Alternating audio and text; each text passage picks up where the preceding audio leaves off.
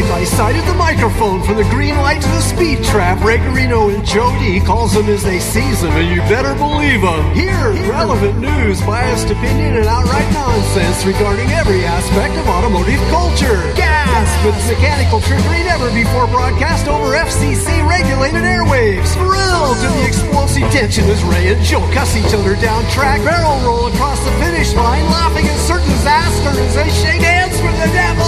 All that and so much more at high noon this Sunday on the Motormouth Radio Hour. Call in and speak live with the Wizards of Speed and the Live Feed, Ray Garino and Joe D. Bring the whole family. Kids under 12 get in free every Sunday at noon on WHPC. Take the Hempstead Turnpike to the Meadowbrook Parkway and look for the no parking on the expressway and no express service on the Parkway sign. Go right on Highway 24 to Garden City. $2 all-day parking includes pit pass.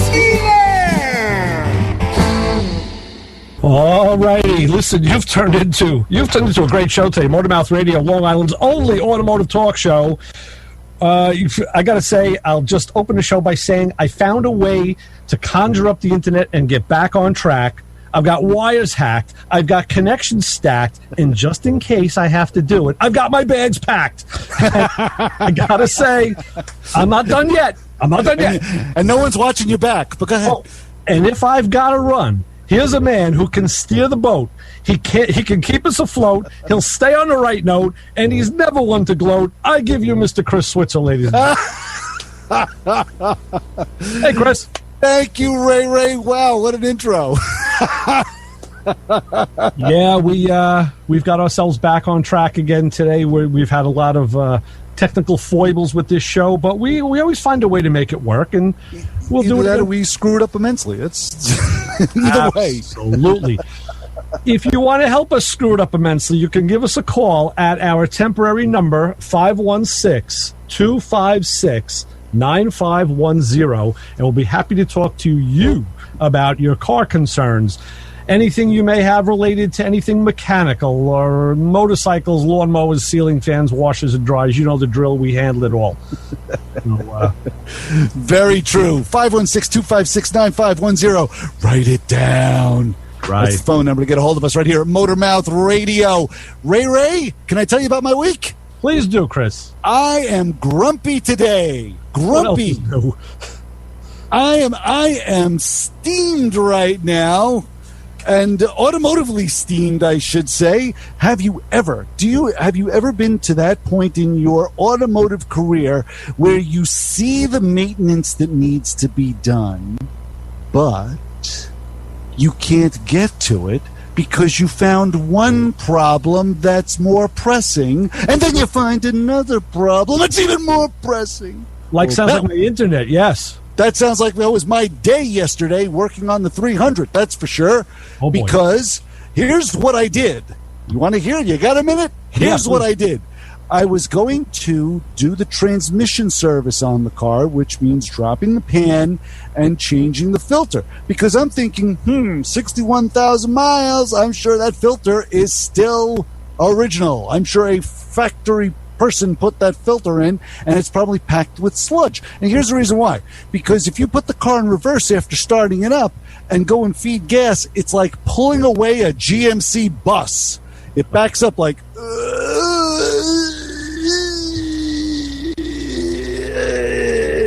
It does that. Oh, geez. But once the fluids are pumping, it's fine. But I'm thinking, that's a problem. There's got to be a problem there. That pump is really working. So I'm thinking it's probably pushing through a whole slew of sludge that's in there. So that was my goal, was to drop the pan and get the transmission fluid out of there, put the filter in, put a new gasket, slap it back on. Easy breezy. That was the job. Do you know what messed it all up? Jacking the car up from the front. I was going to ask you, now you did this in your garage. Yes. With jacks and jack stands, not a lift, on a car that weighs as much as many people's dens do. I mean, it weighs about 5,000 pounds. That's not an easy thing to do. No, because once I jacked the car up, now mind you, I jacked it up from the sides because I don't want to put the jack in the center. I'm not that adventurous. I jack it up from the sides. Okay. So I put the car in the air. Now, I don't put it in the air high because I have enough room. I'm not claustrophobic. As long as I can get the car on its toes. You know how you get that point where you can just lift the car where it's just on its toes. The tires are still touching, but the suspension is extended. Is extended. Gotcha. Slide under the car, got more than enough room, and I look. The first thing I see is a dented oil pan. Oh, wow. Now, I didn't do this. I look up there, you can see this collection of 30 years of dirt on a dented oil pan. Why I didn't see this before is beyond me, but then again, my mind has been soft for the last couple of years anyway. And I'm looking at it and go, son of a gun, how in the... So I can't figure out, that's the first thing. I'm now trying to dope that one out. But to just give you the headlines here, as I'm messing with the oil pan, all of a sudden, I feel this cold drip on my neck. Oh, boy. I'm like, what in the world is that? So I slide back, and I look at the radiator, and you would think maybe from the hose, or which is an easy fix, you just tighten up the clamp, or maybe from the collar attached to the radiator, you figured, okay, a little bit of solder there, it's no big deal. No. It's got to come from literally where the bracket is soldered to the bottom of the radiator. There's like a small bracket there that's soldered to it. It's coming from that seam right there.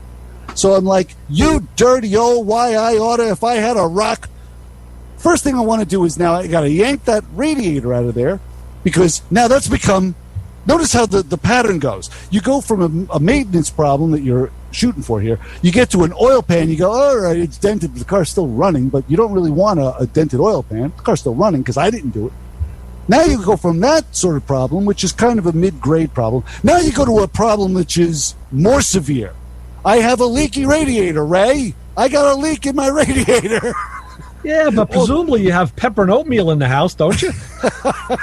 And I can crack an egg, too. Exactly.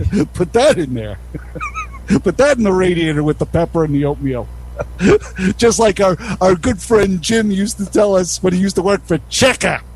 Yeah, this is Jim. I work for Checker. So this is what I was doing all day yesterday. I was going from one maintenance job to a kind of issue to a more severe issue. Yeah. It's called making a list. It's just adding to the list. Oh my gosh. So with the transmission, let me ask you, on that car, does that car have a drain plug in the pan? Are you kidding? Some Chryslers did. I'm asking, like the 727s. I'd seen some that did. And also, what was really nice about Chryslers, those 727s, was many of them have drain plugs in the torque converter. Yes, I've seen that, but I don't know if this one has it because I've never dropped a plate on it, right? Because there's like an access plate that's ahead of the pan, and then you have to spin it to get it all. Yeah, then you gotta all right, you gotta go find that drain plug. Just get under there when it's running and look real fast with a light on it and see if it stops. Yeah. Put a timing light on it. Yeah. See if your plug is in time. See if it's retarded, maybe advanced. Which plug wire would you have to analyze in order to? Anyone. It doesn't matter. Anyone, because you just want to stop that. Stop the. Well, the plug. If you hung it on the number one plug, you never know. Maybe the drain plug may stop at like 2 o'clock if you're looking at it. And vary the RPM. Yeah, it's a good. Yeah. But a brilliant thought there. So, what did you accomplish anything after all this? Here's what I did, and try not to laugh. Don't you love when a story starts that way? Yeah. Here's what I did. I said, let me see how thick the oil pan really is. Now, you know what's funny? Just to backtrack a little bit, you tend to forget. You really do. You tend to forget. I had an issue one time with a Subaru where the oil pan was leaking and I had to change it. Well, I ended up ordering another oil pan, and it showed up, and I took it out of the box, and it was like had the thickness of a Coke can. Yeah. Thickness of a soda can. You could almost take it and crunch it. It was so light and so thin. The metal was so thin. I was like, oh, this okay. If that's what's going to hold my oil in my Subaru, it's fine. P.S. Changed it. That's a story for another day. But I'm thinking, like, all of a sudden, I'm saying to myself, well, maybe the oil pan on the Chrysler just as thin. Some of the American ones were actually reinforced. Holy Ray, this thing is thick. I forget how well built and how solidly built some parts are on these cars. So here's what I tried to do. Got out the old Dent King. And you remember the Dent King, right? Yeah. So thinking to myself, this little adhesive, a little glue, hot glue on a little tab with a little surface that's threaded, and you put it to a bridge, right? You stick the hot glue on the surface, and you stick it to the whatever's dented, and then you put this bridge on there, and you spin the nut to actually force that dent out with the.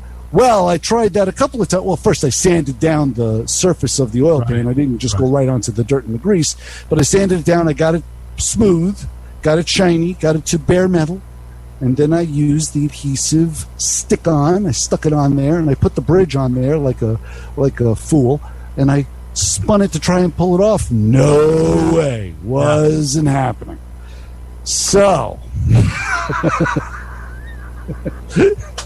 You have any thoughts before I figure out how to drop the pan on this puppy?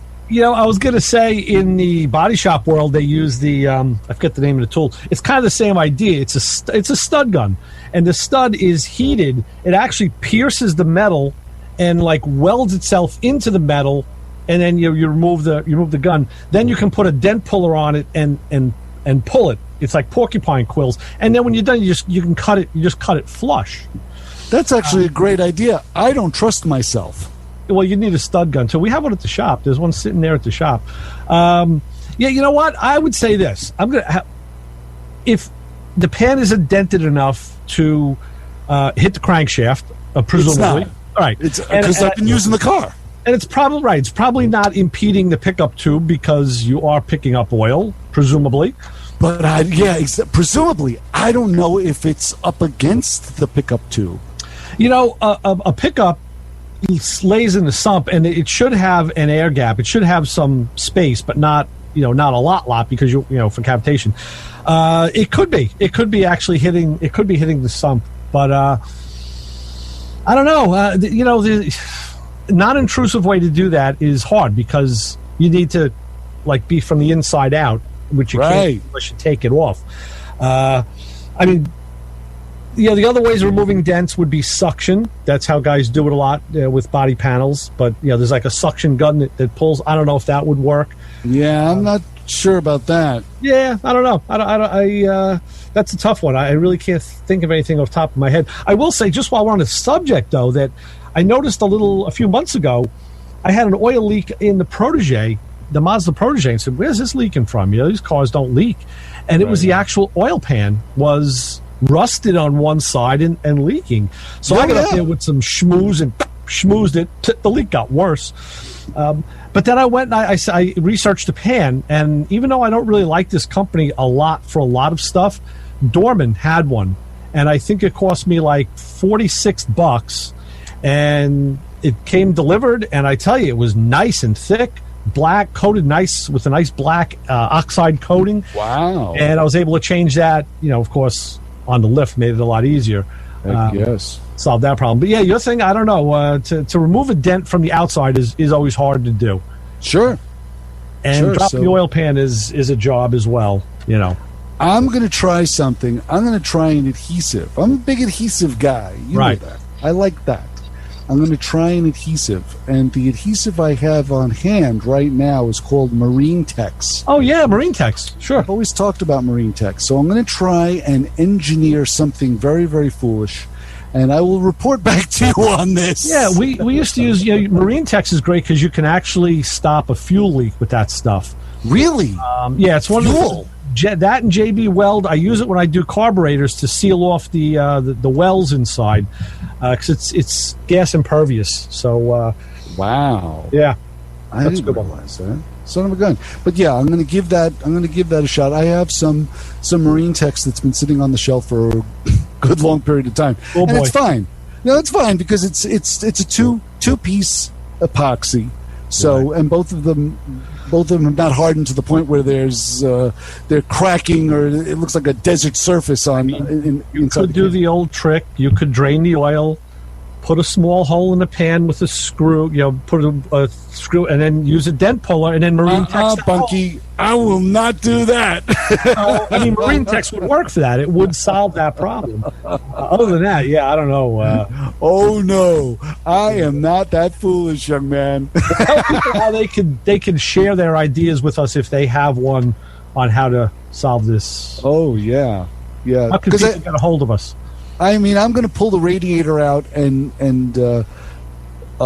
clean off the paint off the bottom of the radiator, and I will solder, get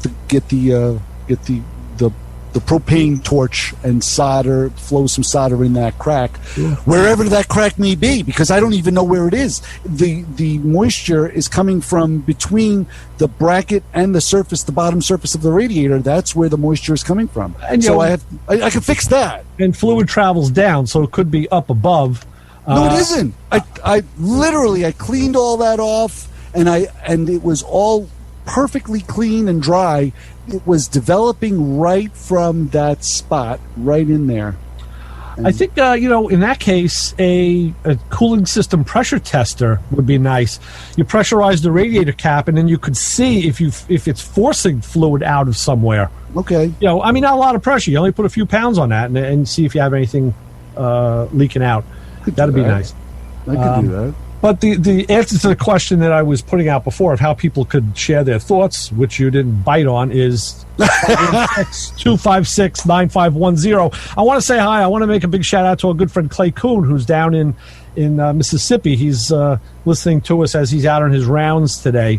And if you want to see, Clay did an interview with myself. You weren't available that day on Zoom. We did a quick little interview, and he just put it up. My internet was out at that time. Yeah, probably. Mm-hmm. But it is up. He just posted it this morning. If you go to his Instagram page, Kuhn Trucking, or go to his YouTube channel, that's where I found him, which is also Kuhn Trucking, or Diesel Medic is his other one. You can find that interview. We did a nice little, it was maybe about half hour, 20 minutes, half hour, or whatever. And you can find out all there is to know about this show, because that's what we talked about. Thank you for that, Clay.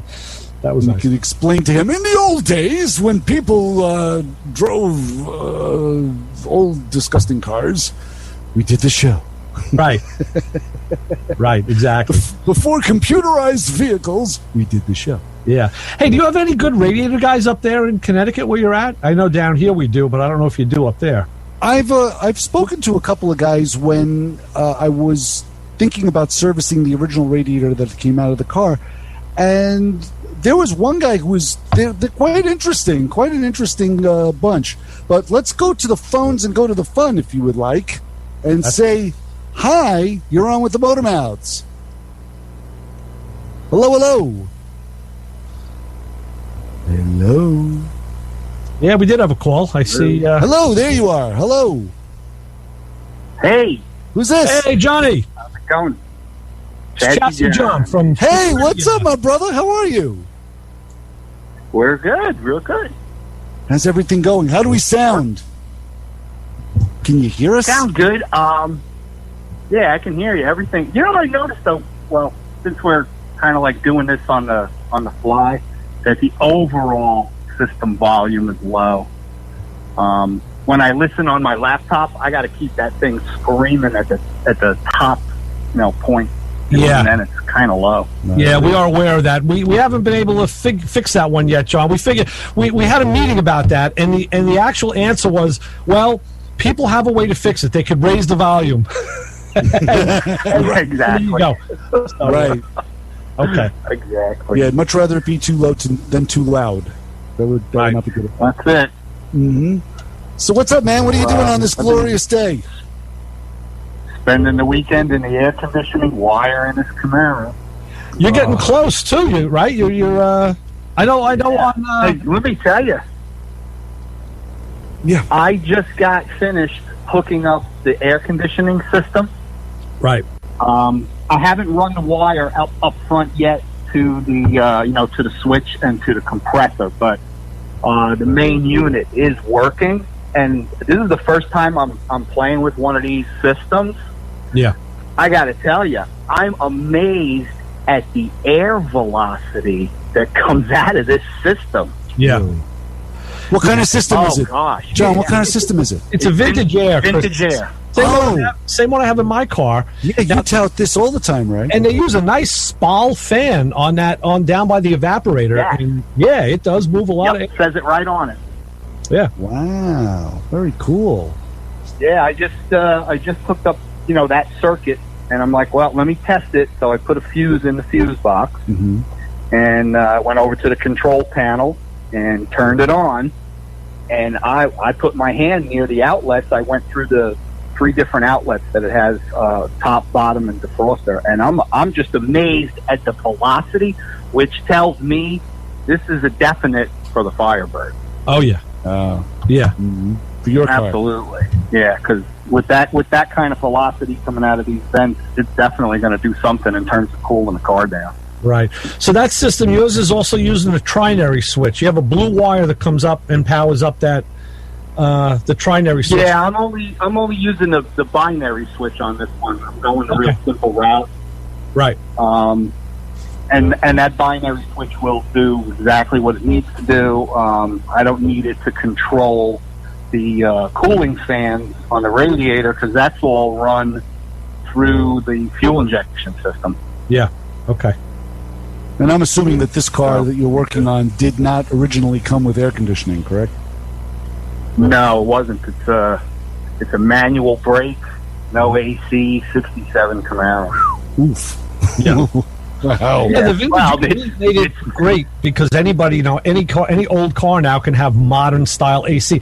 And I said this was the year I was going to have my AC charged, and I still haven't done it because the car is still in the shop. But I know, John, we were talking about the electric fans, and I got to revisit that because I have a feeling I'm gonna want to put an electric fan on my engine. Yeah, it's the way to go. Absolutely. No, I believe it. The only thing that I have to try and figure out is this modern slimline controller. The knobs are supposed to glow with a blue LED, and they're not. So I'm wondering. I have to look through the schematics. There must be another wire that needs to be energized. I'm assuming probably.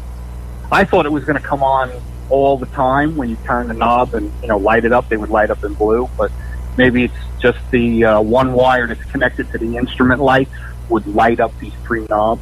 Yeah, I don't have that system. I stuck with the original controls, but the way original controls, there's a harness that goes to the AC computer. It may feed from that AC computer. That maybe that's where it comes from. Right. So let me ask you a question. We'll see what it takes. AC aside, now for the last 2 weeks, I have not been able to do the Plane and Traffic show because I had no internet. How's it? I know. How's it been? How'd it go? How you guys been doing? We're okay. We're surviving. Okay. It was just a bunch of us talking on Thursday night. That's what it always is. I was going to say, this is that every Thursday night. Well, yeah, it's true too. But And in fact, no 2 weeks ago, no special guest. Well, 2 weeks ago, Clay Kuhn came on. I had asked him to come on to that show, and he did. And, of course, that was the day before everything crapped out over here. So the one guy that I get to come on the show, I couldn't be there for. I really felt bad about that, but I had no control. Yeah, so for the last 2 weeks, it's just been just a little bit of a chat session thing. And that was right. it. Good. So, but it was good. We had a good time. Lewis says he's got a surprise for us. He's not giving up any info. Yeah. I'm coming back. I'm coming back this week. This is your surprise. Surprise! Yeah, be there. There's the surprise. Yeah, what are you gonna do? That's fun. All right. I'll let you guys roll on. All right, John. Keep on working. We're getting closer now than ever was. Excellent. We want to see those videos when you put them up. Yes. Okay. Thanks for the update, Talk John. to you. We'll Thanks, talk to John. you soon. Bye-bye. Bye-bye. 516-256-9510 is the phone number to get a hold of us here at Motor Mouth Radio. Ray Guarino, I'm Chris Switzer. Write that number down, 516-256-9510. Yes, sir. How else can people find us, Chris? Oh, you can find us in all kinds of social media stuff, Facebook, internet, and the Instagram. Of course, our Instagram favorite with our own Joe D is _ real _, Motormouth Radio. Right. And the other write this down. And the website, the Facebook page, and Twitter is just Motormouth Radio. Right. Yes. Yes, and that's where we put. Yeah, we're waiting. I want to see some 300 stuff come up there. I want to see you make a post on Instagram. Let me tell you, I may have some time this week. We may have some time this week to take some pictures and throw some tools at windows. So, right, there may be a chance you may get to see. Do you want to take a phone call? Sure do. Jump on this right now and say hi. You're on with the Motormouths. Hey, it's Billy. It's Billy G. Billy Velvet, how are you, Almighty? Hey, Billy, how are you? All right. So listening to the tales and saga of the oil pan. Oh, so boy. This is what you should do. Talk to me. Take the pan down. Take the pan down. Yeah? It's easier. You'll find out. Because you know what? You'll end up, you look at the journals, you look at how nice the bottom end is, you'll get in that pan, you'll straighten it out, you'll degrease it, you'll paint it, you'll look at the freeze-out plugs then, you may change those, you may want to clean up the bottom of the block, and then you skip the thickness. You'll be, you get the Krylon out, you'll be spraying low color in. Bill, you know me, you know me all too well. Yeah, but you know what? No, but seriously, I think for the playing around and trying this and trying that, I mean, the only thing you guys didn't discuss was taking out the plug on the oil pan and sticking a long screwdriver in, or bending a screwdriver with heat and massaging the bump out. I am so afraid of doing that too. I read about that. I thought of that because my friend TJ uses all these weird shaped body tools when he removes dents, but I don't think it's practical to get in there and do that. If it was me, I would take the pan down. I'd be with you, but I mean, Chris, listen, you could just leave it the way it is and just see it. Yeah, no, totally. But it's so funny because Billy's exactly right. You just take the pan down and just bite the bullet and just do the job. But the funny thing is, now you get into the can of worms, because I have to start yanking the studs off the exhaust manifold, right, to get the crossover pipe. That's got to come down, unless I want to put duals on it right at that very moment. But good idea. Yeah, but I got to get those things down, and of course you got to do the center link. That's got to come down. So you're getting into another whole big ball of wax where it's almost easier just to leave those. Now let me ask, Bill. You're the professed Chrysler closet addict. I've worked on them, but not recently. Is it like a Chevy? I mean, do you have to worry about the timing chain seal? Do you have the gaskets, the rear main? How does the front and rear of that pan interface with the block, or is it just can you drop it down and put it back? I'll put it to you this way: I'm not gonna, jack of all trades, master of none. The last Mopar I worked on was I inherited my mother's '61 Plymouth Savoy and used it as a tow car for my Nova when I was going to National. And what happened with that car was I did freeze-out plugs on it, I did motor mounts on it, and to be honest with you, I think back then there was no universal gasket that where you get the oil pan was the side gaskets, the front gaskets. It wasn't like that one complete set. I'm sure they may make that now, but the water pump was independent. Okay, but that was a 318. Right. That was in like 1968. That was like, hold on, don't give me a look at it. That was like 1972. Okay. Yeah. Like, you know what? It's not the first oil pan I've ever dropped on a Mopar before, but similar as you, Bill. I had a 79 Dodge St. Regis with the police package, and it had the duals on it. Right. So I didn't have to worry about a crossover pipe, because that's where I'm like, oh, you could just see your day being ruined. I got to go in and pull that bolt off, pull 4 bolts, and get that crossover pipe down from the exhaust manifold. They're never easy.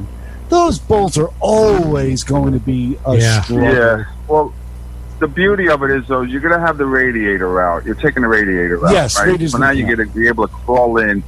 You may end up deciding, you know what, if I undo the exhaust manifolds from the heads and then dropping them that way, can you still maneuver? Well, yes. You know, will they drop far enough Yes. that they don't get in the way of a power steering pump or a... I know. I was even You know. reading up on, you don't even have to disconnect the center link. All you have to do is unbolt the idler arm and swing it away. Mm-hmm. The center link will drop far enough that you can access the pan down and out.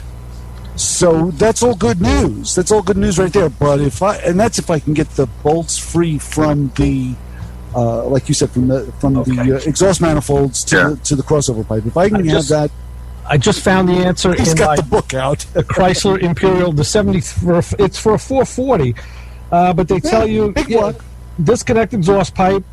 Drain oil, of course. Remove converter dust shield. Remove oil pan bolts. Turn flywheel until counterweight and connecting rods at front end of crankshaft are at their highest position to provide clearance. And Right. lower the pan. So yeah, How do you know that unless you have the oil pan down? I guess it won't come down otherwise. Right. Turn pan counterclockwise. Your main thing...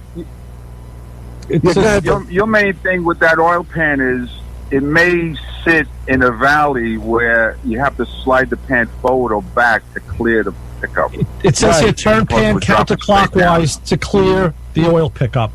So this sounds pretty straightforward, Chris. I'll send you the. I'll take a picture and send you the procedure later. Good. Okay, thank you. I think you're good. Yeah, and the main thing, Chris, is getting the car up in a comfortable height.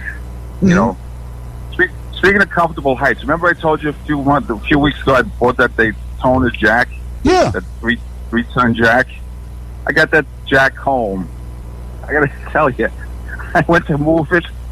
I said, "How freaking heavy is this thing?" It's like 104 pounds. Yeah. What? Yeah. No, it's a good jack. Yeah, and it's a good. It was too good a jack to the point that I sold it to a buddy of mine. Did you? Got my money back, and I bought the Pittsburgh. I bought the Pittsburgh ton and a half. Okay, Wow. so it's 3,000 pounds. It's all I need, and that jack is like 24 pounds. Oh, So wow. it's NASCAR style. You pick the thing up, it's like I got dumbbells heavier than this jack. I don't know, but Bill. it does the job. It raises the height. I got to say, I prefer a heavy jack, one that's rated many times more than what I'm lifting, just because that's the same thing with the jack stands. And I suffer with my heavy jack when I'm at home because it's never let me down, so to speak. So yeah, Yeah, but you know what? You know what's nice though? You have the luxury of the space and stuff. You know my setup. I'm in a 20 by 10. oh. So to sling it around. Well, when I'm in the garage, when I'm in my garage, there's times where I can't lower the handle fully. I'm hitting something. Oh, yeah. That happens. That definitely happens. Yeah, but that word in the dictionary is called clutter. Could be. I mean, we're in front of thousands. We have millions of people listening. You got a little clutter there. It's my friend. it's also the workbench, the wall, the wall. Yeah. That is the Yeah, I don't mean to understatement. blow you up. I don't mean to blow you up on the airwaves. But you got a little clutter there, my friend. That is the understatement of the year. Ray's garage is cluttered. Yeah. But look what I can get done in it. The rule of thumb is if you have to move it for the third time, you get rid of it. It goes to the swap meet, the flea market, or charity. I'm agreeing with you 100%, Bill. You are exactly right. Nice. But Boy, I talk pretty tough in front of your friends, don't I? Yeah, you do. I'm not out, and you don't worry. I'm going to let it slide. Yeah, let me go. All right. It was the first time in years. I'm not good. Listen, I'm not good at giving somebody the dig. I'll end up apologizing privately. All right, Billy. All right, buddy. Good talking to you guys. Chris, good luck with the project. thank you so much, Bill, and thank you for the good advice. Yeah, listen, I'm going to Corvette at Carlisle. This week. I'm doing an overnighter, so I'll report back to you. Let you Cool. know. Sounds good. All right? All right, safe. Bill. All right, guys. Take care. All right. Take bye. care now. Bye-bye. Oh, that was Billy G. And now that we've clipped the bottom of the hour, we're going to take our break. Chris, we will Yes, sir. reset the clock a little bit, and we'll be back. Do we have an honor group of the hour today? Of course we do. The Motormouth Radio Honor Group of the Hour, car guys that follow the directions. That's right. Is that piece of paper the first thing you pull out of the box when you open up your car part? Do you follow the trouble tree right down to the letter, right down to the bottom? Do you even perform that drive cycle? Well, if you do, This will basically be the smallest group of Motormouth Radio devotees, but if you do follow the directions, you are part of the Motormouth Radio Honor Group of the Hour. Nice. There you go. And you can get in touch with us, Ray Guarino, Chris Switzer, Motormouth Radio, 516-256-9510. We'll be back in a minute on 90.3 WHPC. This show on 90.3 WHPC is brought to you by CarStar Celebrity Chase Collision, with 2 locations in Lynbrook and Oceanside, who remind you that New York State law says you always have the right to choose which shop you want to have your car fixed at. CarStar Celebrity Chase Collision offers a full range of services: 24-hour towing between Montauk and Manhattan, shuttle service, and they can help you with a rental car arrangement if needed. And yes, se habla español. More information is available by calling 516-593-0920 or visiting online at celebritychasecollision.com. Shake off the realities of the day, broaden your musical horizons, and embrace the diversity every Monday afternoon at 5 for 2 hours of Revelations. The show offers a potently unique collection of music with an emphasis on themes and rock rarities, an occasional tour de force of blues and soul, mixed with compelling sets of folk and folk rock. I'm Steve Kay, and I've got the perfect soundtrack for your drive home every Monday afternoon at 5 on Revelations, right here on the voice of Nassau Community College, 90.3 WHPC. Okay, we're back on Motormouth Radio. Ray Guarino and Chris Switzer bringing you the finest automotive advice that we can muster these days. Sometimes it's a little harder than others, but Right, or something close to it, yeah. We're doing our best. What can I say? It's either muster or mustard, one or the other. Right. So, on this hot, steamy day, you get your cool feeling of Motormouth Radio, that icy cool in the sun feeling of automotive talk is right here at Motormouth Radio. Yes, sirree. Yeah, we're trying. Hey, I want to show you something. I was going. Not that. Don't show me that. Not like you showed me last time. All right. I was going through my toolbox at the shop yesterday because I was over there working on the Pontiac again. I'm getting all the trim.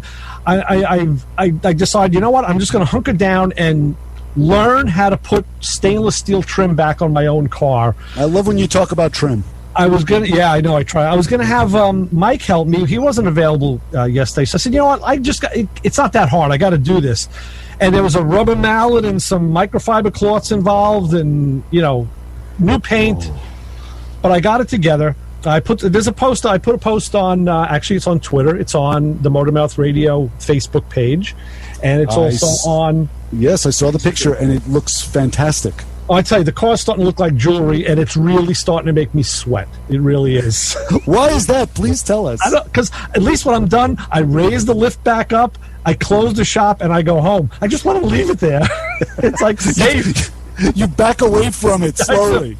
You do the slow walk. But you know what? I'll tell you something. But while I'm working on it, I don't really feel like that. I'm very cognizant. Like I was putting the headlight bezels back on yesterday. And I took a microfiber rag and tucked it between the bumper and the painted surfaces. I was careful because I knew, the screwdriver can slip. Of course, it didn't because I had protection. So I'm not intimidated when I work on it. I'm really not. It's just, as a whole, it intimidates me. But when I drive it, I'm okay again. So anyway, you're intimidated actually getting up. Yeah, standing up from a kneeling position. That can be hard. Yeah, it's like, boy, this is gonna hurt. I was going through my box because I had to bring the tool home for a job I have to do here during the week, and this company called Lyle makes some really cool stuff. A lot of great shop tools. This kit, actually, Joe got floppy disks. What is in that box? Actually, no, Joe got. You're showing us radio and its visual mediums again. Once again. If you want the floppy, and you have floppy disks. Now those are over here.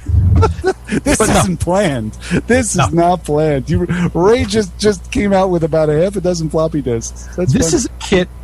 These are relay testers. I was going to say, it looks like something you would plug into a relay that's different colors. So, like this one, you take the relay out of your box. You plug the relay into this tester, It's like a tube tester only for relays. And then you plug the whole thing back into the board, and now you have, if you see these little bright things, people can't see it. There's each one of these terminals, is one of the terminals on the relay, so you can test for power, ground, signal right here without having trying to snake little wires underneath the relay. Those are indicator lights. No, it's not indicator lights. It's actually the terminals. They're actually the terminals. No, I see. Yes, now I can see. There, you turned it to the side. I saw the tang sticking up. Yeah, that's like you would try to do. You would lift the relay sometimes and try and get your little tester in there. Sure. Sometimes it loses connection. Sure. So this is a set that does all the common relays that are found in cars today.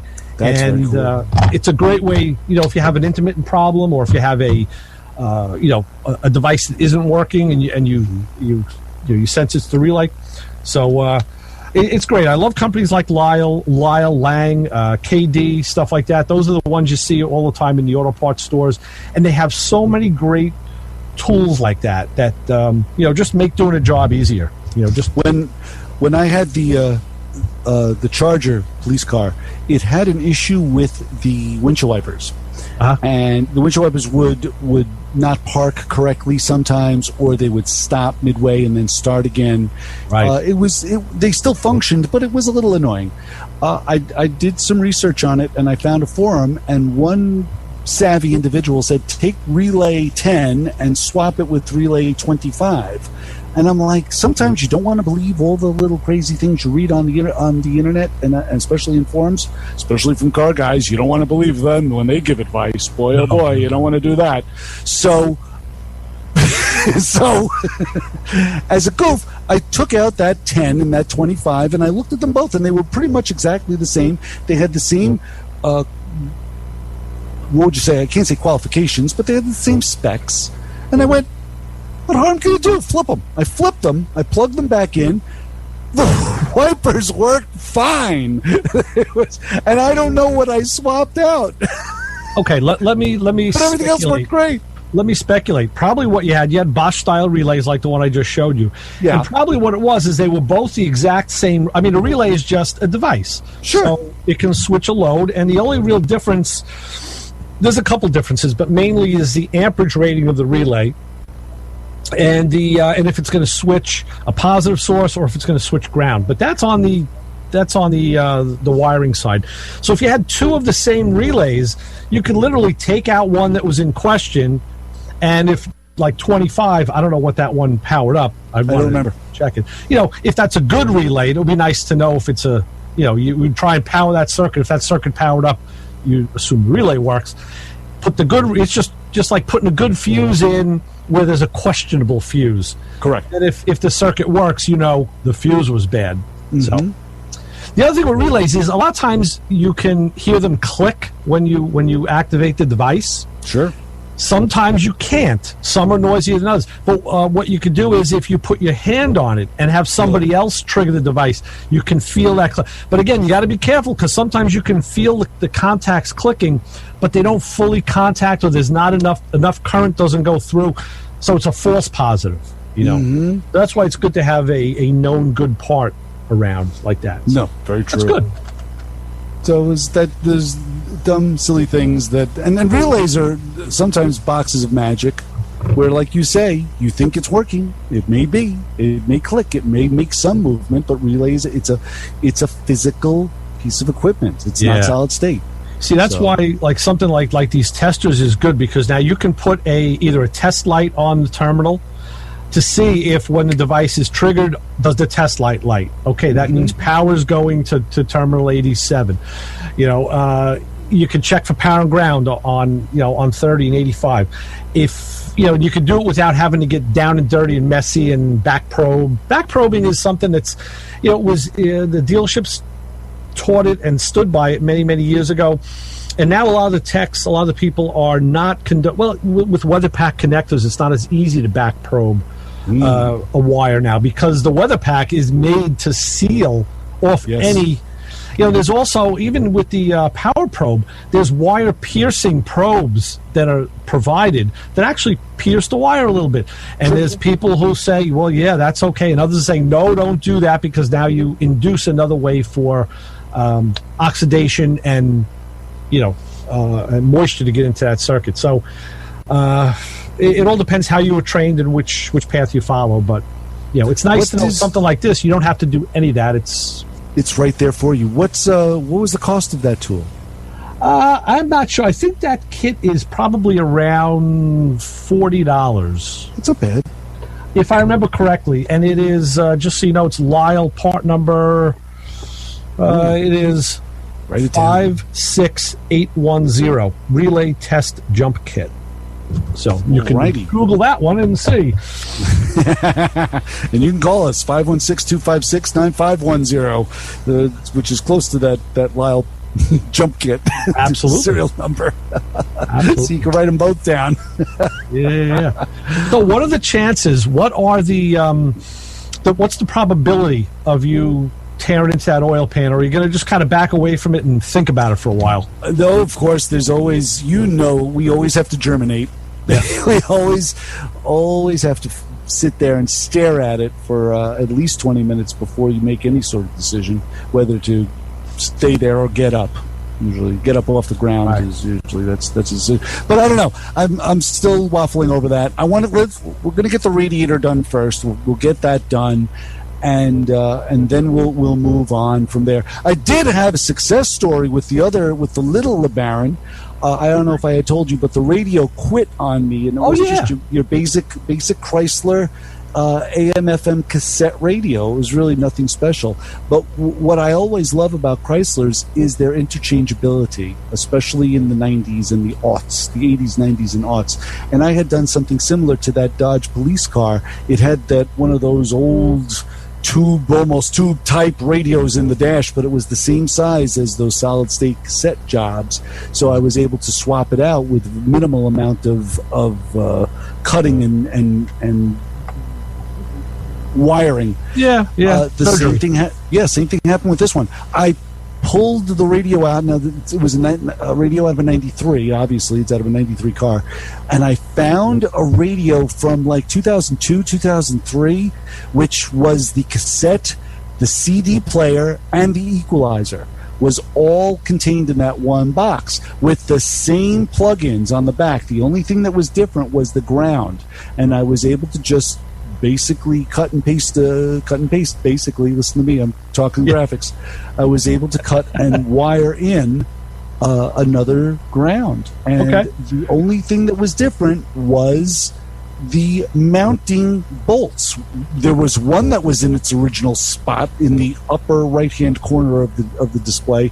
The other one was in the lower left-hand corner, when on my car it should have been down at the lower bottom left instead of the lower side left. So I had to cut that off and finagle a bracket affair onto the radio body and fit it in. And that took all of maybe a half an hour, 40 minutes. Plugged it in, wired it up, boom. I have a CD, I have a cassette, and bought one off of eBay, $100. It was fantastic. Do you use that? It's like half-inch wide strap that has like the oval and maybe and holes in it that you can bend. Do you still use that stuff for radio installations? That plumber strap, yes. Well, it's not there. Yeah, there is one that's not. Plumber strap would work. Yes. The stuff I'm thinking of is actually a little thicker, and they always give it to you in a new radio when you buy an aftermarket radio. They give you a length of it, like. Yeah, no, I used plumber strap. Okay. That'll rust, by the way. Well, if the car fills with water, yes. True. Okay, good. I thought to myself, I'm never going to take this thing apart again. Never, ever. So let's leave it alone. Right. And I could have just sent in that one bolt and that one existing bracket, and it would have been fine. Been fine. But I thought, no, it's not really a good idea. And I could have taken that other bracket and welded it to the bottom with the plastic weld stuff, and I thought, no, that's going to take longer than 45 minutes. Because I've come to realize in this day and age, Ray, we have gotten to that point where our lives are so demanding that not only do you have to be a diagnoser of any sort of problem, automotive problem, but you have to repair things almost rapidly. So not only do you have to be smart, you have to be good and now quick. You know, I used to be smart. I used to be good, but now I have to be both of those things and quick at the same time because of life's demands. What I learned is that's life in the shop. Like when you got to do something, you can't just sit and think about it for half a day. You got to fix it because somebody wants their car back, and you got to be able to get in there and like you look at it and say, "Oh my God, how am I going to get that out?" Well, you know what? We got to figure it out. Let's go. You know? Yeah. And you're figuring it out on the fly, usually while there's the customer is sitting in the office waiting for it. Could be, yeah. And that's rough stuff. That's a lot of pressure. I crumble. I crumble like a cheap suit. I love. To me, it's a luxury where I can, even yesterday, get to the point where dinner's ready. I get up, go and close the garage door, walk away from the car. I don't have to worry about putting it back together again. I don't have to worry about using it that evening. Like in the old days, that was the case. When you and I only had one car and you were fixing it, all of a sudden, dinner's ready. You got the car in pieces. You got a date that night. You got whatever. You got to go meet with your friends, whatever. You got to get that car back together again. And you're working outside. I almost never had just one car. Really? And when I did have just one car, I had real close friends who I could swap, would take their car anytime I needed. Wow. So, and I remember I told you this story many years ago. There was a time where the girlfriend I had, it was like getting towards the end. It was like, all right, I'm done with you. And my good friend Gerard, he was done with his girlfriend at the time. And we said, hey, with a He-Man Women Haters Club, just you and me, buddy, we're going out. We're going to hit the bars at night. We're going to hang out. Yeah, that's it. It was a Friday night. So I was home after work, and I get a phone call. I was living at home, so my mom says, hey, there's a call, and it ended up being this girl who I was trying to date for a while.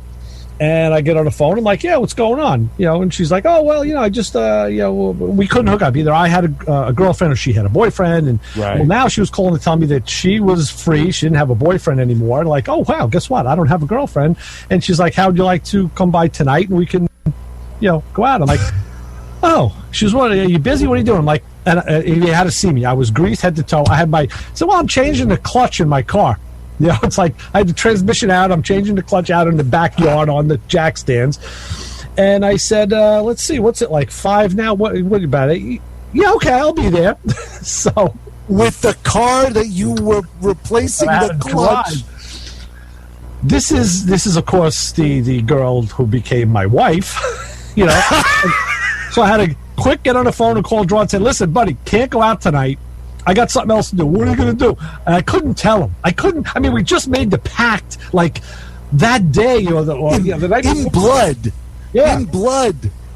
Right. And so I don't know. I gave him some BS story, went outside, finished throwing the clutch in the car, putting the transmission in. Of course, got to get fully cleaned up. And now, my mom's got dinner. Like, Mom, don't have time to eat. I got to take a shower. Got to get cleaned up. Vroom, now trial by fire out to Queens with the car, on the Cross Island Parkway. That you just had in pieces hours earlier. That I just had in pieces, right. So, yeah. But that's what we do. We're good that way. But at that time, I only had one car, yeah.